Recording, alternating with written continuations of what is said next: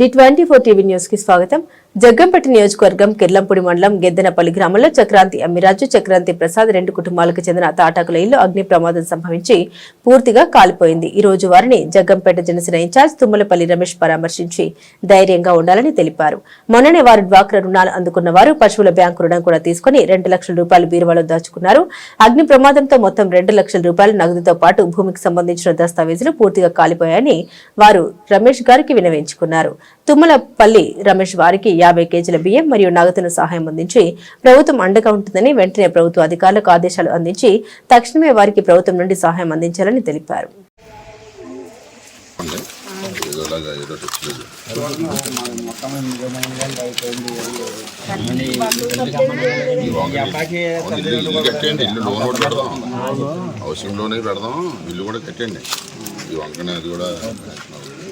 అబ్బాయికి అమ్మ నాకు అర్థమై చూస్తుందా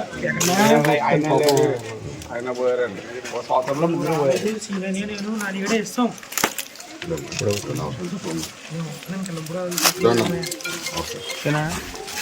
మీరు అక్కడికి తీసుకున్నా